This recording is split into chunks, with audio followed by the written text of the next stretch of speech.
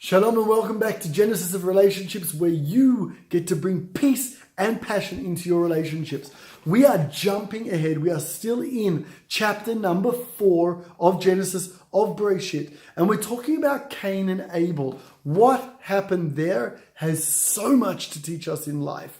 Number 1, don't blame another person's ability to do more, to give more, for your downfall.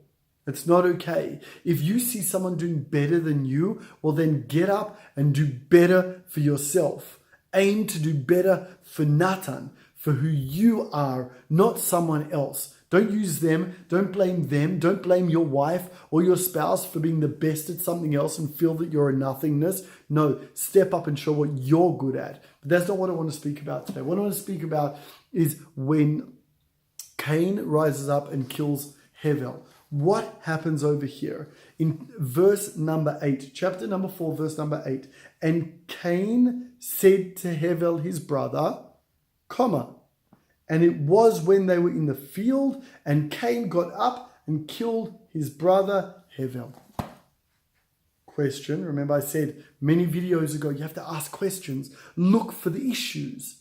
Because that's the way that we deeply understand God, is we ask the questions. We believe, we accept with absolute faith, but ask the questions so that we understand God on a deeper level. So what does it mean? And Cain said to Hevel his brother, and it was when they were out in the field. What did he say to him?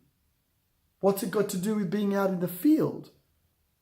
It seems like two absolute separate sentences that have absolutely nothing to do with each other, but they must. Otherwise, why would they be there? What did Cain do? He started a fight. He said something to his brother. He, as we say in Yiddish, he nudged him.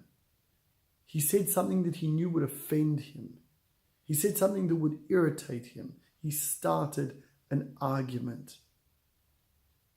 So that when they were out in the field and this tension, this anger that was happening between them gave him the excuse to rise up against his brother.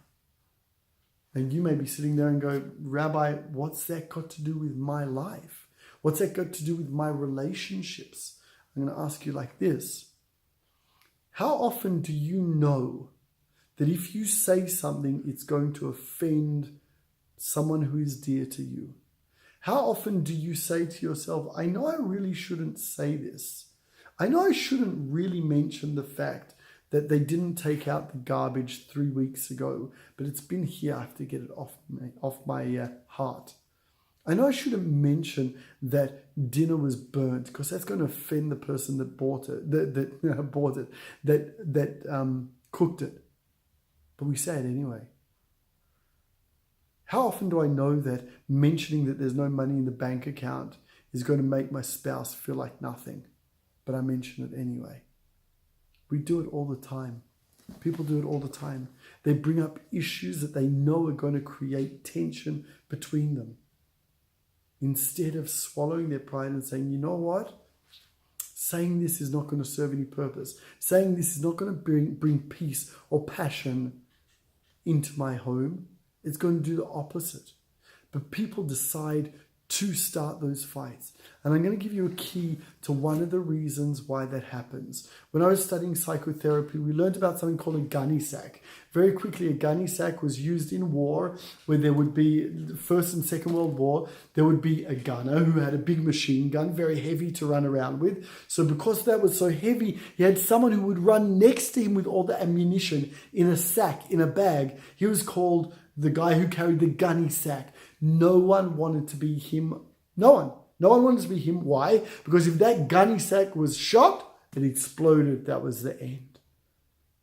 So what's the relationship between that and our life? Every time something happens between us and those dear to us, and we don't address it in the right way, and we just put it away somewhere, we take a piece of ammunition and we put it in an empty gunny sack. And then tomorrow something annoys us, and instead of dealing with it in a calm way when it happens, we take another piece of ammunition and put it in. And then when they offend us or they do something wrong or they don't take out the garbage or they don't earn the money, we take another one and we put, instead of dealing with the ammunition or instead of dealing with the issue at the time in the right way, obviously sometimes we need to wait because things are heated and I'm not going to say it correctly, but instead of dealing with the issue, we just put it away in the sack.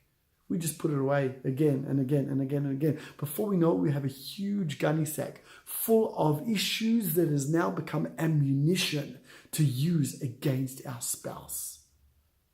Don't start the fights because that's just selfish. Deal with the issues with peace, with honor, in the right time so that they don't all pile up and become ammunition that will explode in your face.